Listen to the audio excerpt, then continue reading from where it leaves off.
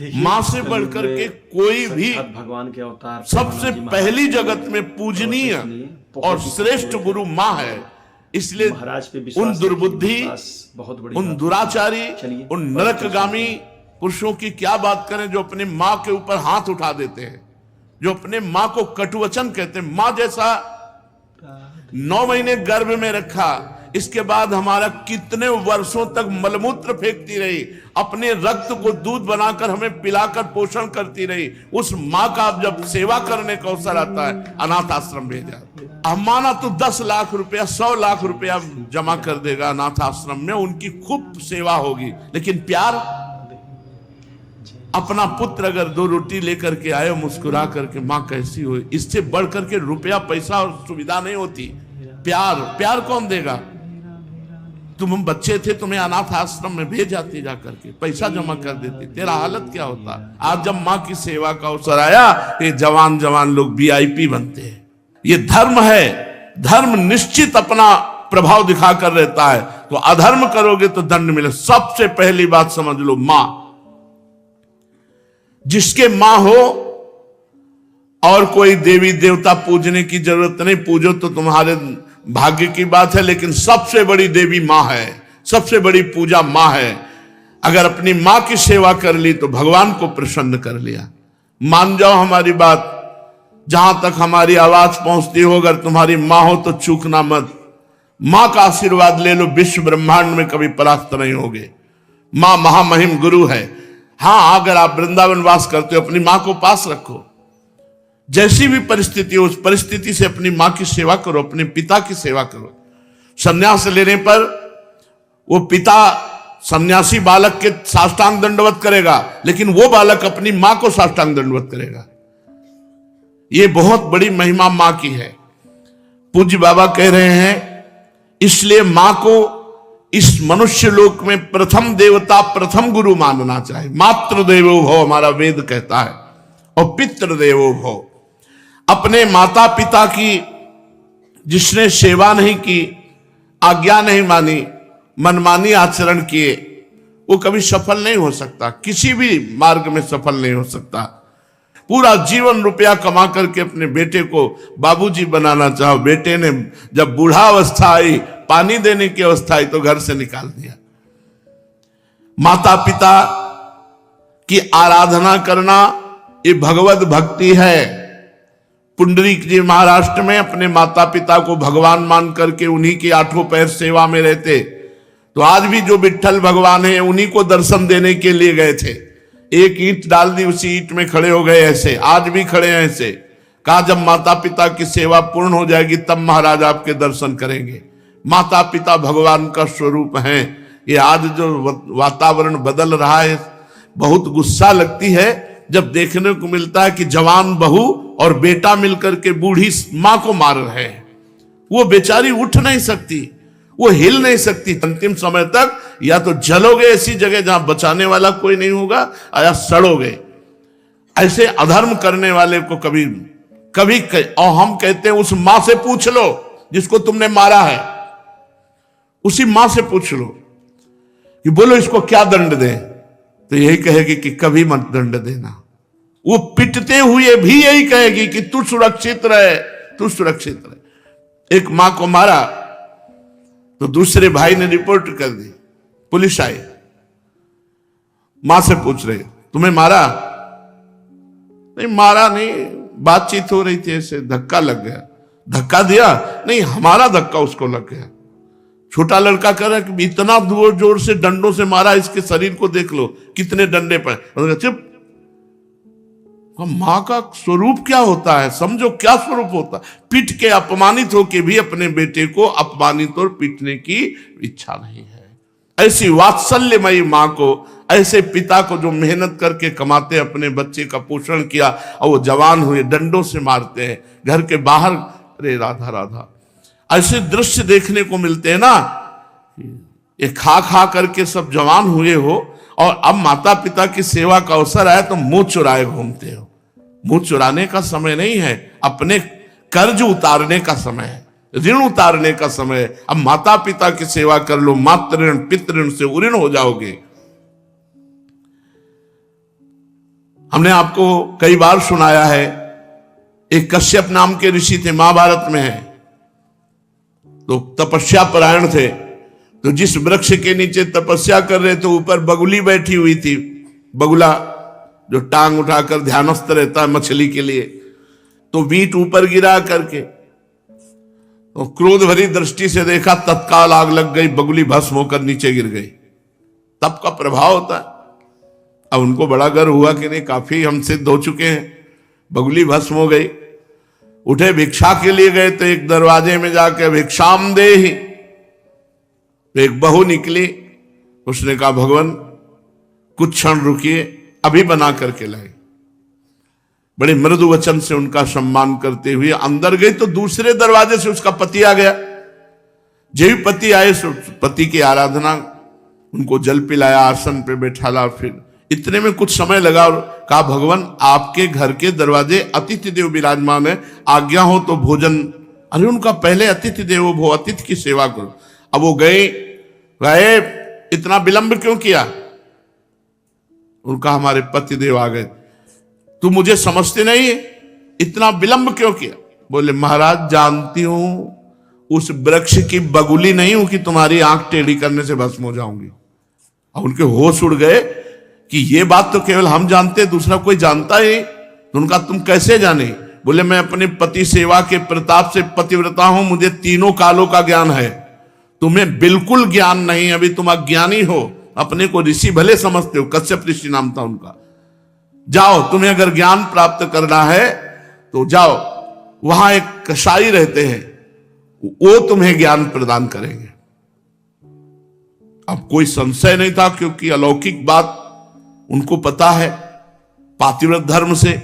वहां गए, जिस कसाई का परिचय बचाया था तो मांस बेच रहा था, कोई कहता 2 किलो तो 2 किलो, किलो तो एक, और ओंठ चल रहे थे। तो कहा कैसी गंदी जगह भेज दिया। चलने लगे तो कहा कश्यप ऋषि, पहला आश्चर्य हुआ कि ये तो नाम बता रहा है हमारा, हमने तो अभी कुछ बात भी नहीं की, वो अमुक गांव की पतिव्रता ने भेजा है। अब और आश्चर्य हुआ, कहा हाँ। बोले बस खड़े रहो, मैं अपना व्यापार कर लूं, बस अभी आपके साथ चलता हूं। खड़े रहे, थोड़ी देर में वो बेच के दुकान बंद करके कहा तो उनका पहले ये बताओ इतना निंदनीय कार्य करते हो तुम? तो उनका मेरा जन्म हुआ है इसी कुल में, मैं हिंसा नहीं करता, मैं मांस लाता हूं और बेचता हूं और अपने परिवार का पोषण करता हूं क्योंकि मैं ऐसे कुल में जन्मा हूं। तो उनका तुमको ये कैसे पता चल गया मेरा कश्यप नाम है? बोले आपका नहीं, आपके बाप का, आपके पुरखों तक का हमको पता है। और ये कैसे पता चला कि वो बहू ने आपको कहा है ऐसा? बोले मुझे तीनों काल का ज्ञान है, भूत भविष्य वर्तमान। बोले इतना निंदनीय कार्य करते हो और तीनों काल का? बोले हर समय नाम जप करता रहता हूं और अपने कुल के अनुसार व्यापार करता हूं, और मेरी प्रधान पूजा, चलो घर देखो। जब घर में गए तो श्वेत पलंग पर बूढ़े माता पिता सजाए देवता की तरह बैठे थे। जाके साष्टांग दंडवत की और कहा मां आपके घर में अतिथि आए हैं, उनका अतिथि से मिलो और सेवा करो। उनका ये हमारे भगवान है, 8 पैर इनकी पूजा करता हूं, अपने माता पिता की, और अपने कुल के अनुसार आचरण करता हूं और निरंतर नाम जप करता हूं। उसके प्रताप से मुझे तीनों काल का ज्ञान है, भूत भविष्य वर्तमान। तुम अपनी माता पिता को छोड़ करके तपस्या के लिए निकले हो, और वो भी अंधे हैं तुम्हारे माता पिता, जो स्वयं पानी नहीं ले सकते। तुम्हें कभी न परम पद मिलेगा, न स्वर्ग मिलेगा, नरक मिलेगा तुम्हें। उसी समय वो वापस हो गए। और जब माता पिता का शरीर पूरा हुआ तब पुनः तपस्या में लगे। माता पिता भगवान का स्वरूप है। स्वयं प्रात काल उठी कै रघुनाथा, मातु पिता गुरु ना वही माथा। अपने माता, अपने पिता, अपने गुरुदेव के चरणों में स्वयं राम जी महाराज मस्तक रखते थे प्रात काल उठ करके। सबसे पहले अपने माता पिता की जो आज्ञा का उल्लंघन करते हैं उन्हें कभी सद्गति प्राप्त नहीं होती।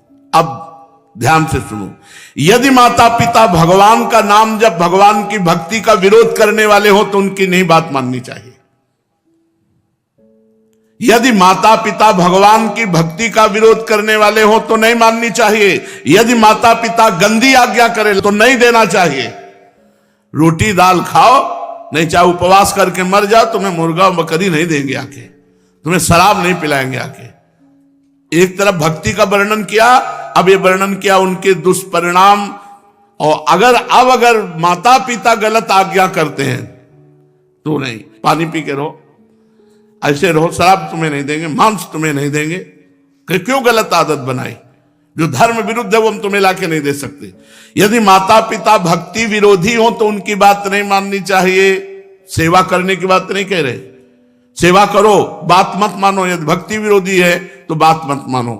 यदि वो भक्ति विरोधी आदेश करते हैं, मांस भक्षण, मदिरा पान या कोई गलत आचरण का, बिल्कुल आदेश मत मानो, बिल्कुल अमंगल नहीं होगा। तजो पिता प्रहलाद विभीषण बंधु भरत महतारी, गुरुबल तजो कंत ब्रज बनितन भेमुद मंगलकारी, जाके प्रिय न राम अभय देही, तजिए ताहि कोटि बैरीशम यद्यपि परम स्नेही।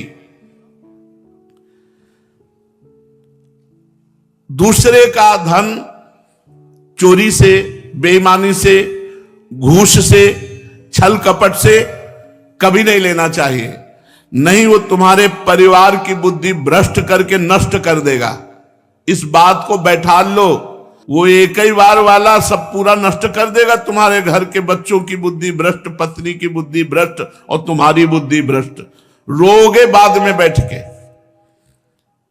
कितने ऐसे उदाहरण हैं। एक बहुत बड़े ऑफिसर पद में थे, फार्म हाउस और क्या क्या, अकेला लड़का, नक्शा था, कई गाड़ियां, सब। अब लड़का धीरे धीरे डिप्रेशन में पहुंचा, अपने हाथ से अपना गला उड़ा दिया। अब बैठे पूरी जिंदगी भर रो, क्योंकि अब बुढ़ापा हो गया है, तो अब ये तो हो नहीं सकती कि संतान उत्पन्न हो जाए। अब केवल सोचो कि तुमने क्या क्या किया। अब जीवन भर वही फार्म हाउस और महल और गाड़ियां देख देख के रो कि इनका अधिकारी कोई नहीं है। धर्म से चलो, साइकिल से चलोगे तो भी उन्नति को प्राप्त होगे, आनंदित रहोगे। मान लो हमारी बात। अधर्म का पैसा, दूसरे को, निर्दोष को दंड दिया और दोषी को मुक्त कर दिया रुपए के बल से, तो वो सरकारी, आखिरी सरकार जहां किसी की घूस नहीं चलती, वो जब न्याय करेगा तो ऐसी जगह फंसोगे, पूछो मत। एक बड़ा बलवान ऊपर चढ़ा छत पे, और बहुत बड़ा सरोवर था, और जहां उसको कूदना था वहीं नीचे छत बनी हुई थी सीमेंट की, ऊपर पानी था। अब उसको समझा कि पानी ऊपर से कूदा, ऐसे ककड़ी की तरह फट गया। यह है ऊपर वाले का न्याय। किसी और को फाड़ने की जरूरत नहीं पड़ेगी। बुरी दशा आने के पहले बुद्धि बदली जाती है, वहीं गिरोगे, ऐसी जगह फिसलोगे, ऐसी जगह फंसोगे जहां निकलने के चांस नहीं रहेंगे। अवश्य में भोक्तव्यम कृतम कर्म शुभाशुभम। धन दिमाग में भरे हुए हो, अगर धर्म से धन कमाओगे तो माना कि आप बहुत गरीबी से चल सकते हो, लेकिन आपके पुत्र, आपका परिवार सुसज्जित तेजोमय होगा। और अधर्म कमाओगे तो यही सब बाधाएं ऐसी आएंगी जो जिंदगी भर केवल सड़ते रहोगे, दिमाग तुम्हारा सड़ा हुआ होगा। कोई उत्तम विचार, कोई आनंद, कोई चिंता शोक का नाश करने वाला विवेक आपको प्राप्त नहीं होगा। इसलिए अधर्म का धन, निर्दोष को दंड, दोषी को छोड़ देना,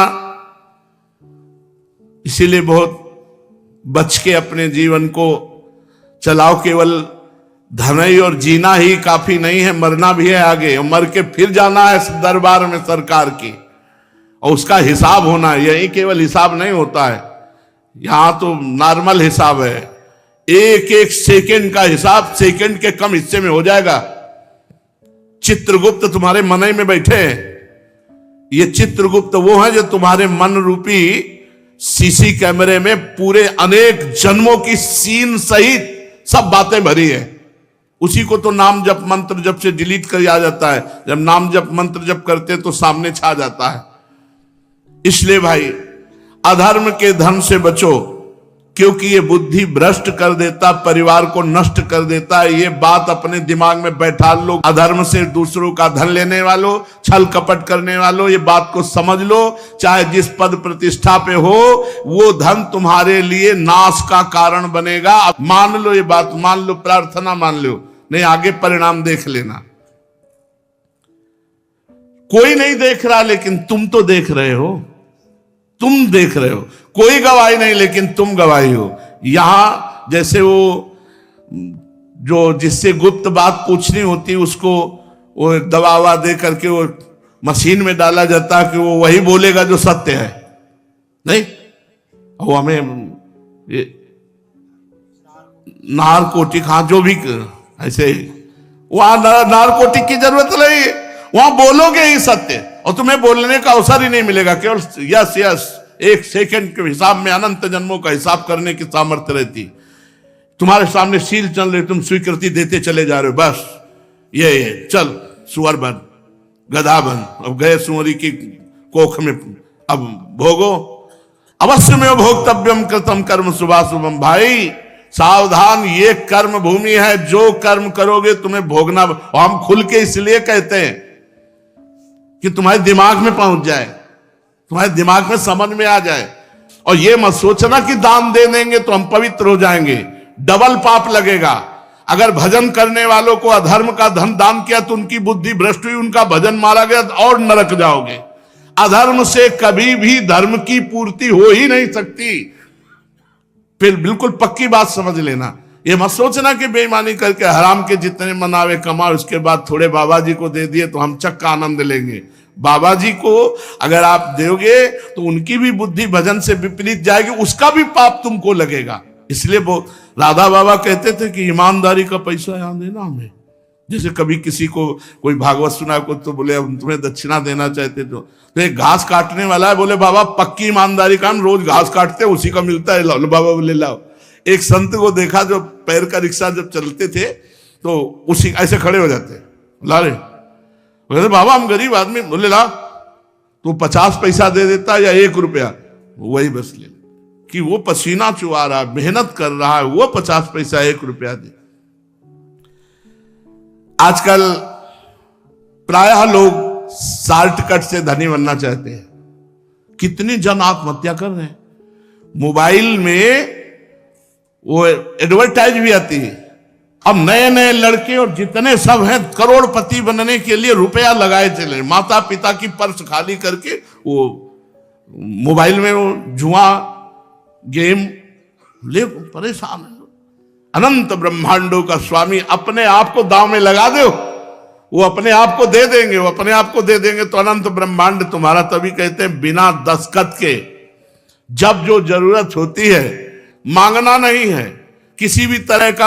आप सत्संग सब सुन रहे हैं, किसी भी तरह का यहां कोई फ्रॉड आपको नजर आता हो कि ऐसे तो कहते हैं कि मैं लेता नहीं हूं, पीछे बैग में ले जाते हैं, लेता कोई खड़ा होकर बता दे, आप दे दोगे हाथ उठा करके। ऐसे किए तो भिक्षुक हैं, बाबा जी हैं। ये बिजली का बिल हमारे घर में बिजली नहीं पैदा होती, इसकी भी फीस लगती है। इसका अगर आप दे देते हो तो आराम से बैठे हो, चल रहा है, और जब कट जाएगा तो दीपक जला के सत्संग करेंगे, माइक हटा के करेंगे। आ जाता है तो दाल रोटी हो जाती है, ज्यादा आ जाता है तो सब्जी भी बन जाती है। आ गया तो जो जैसी व्यवस्था भगवान कर दिए उससे कोई ये नहीं कह सकता कि मेरे से मांगा गया। और भगवान की कृपा से सब कुछ चल रहा है। हमारा अगर जीवन भगवान में अर्पित है तो जिन्होंने अनंत ब्रह्मांड बनाया वो हमारी व्यवस्था नहीं करेंगे क्या यार? तुम्हारे द्वारा व्यवस्था चलेगी। कई बार राधा केल कुंज में यही सत्संग में कहा, तुम्हें भगवान की कसम है अगर तुम्हें लगता हो मेरे द्वारा राधा केल कुंज चलती है तो कभी 50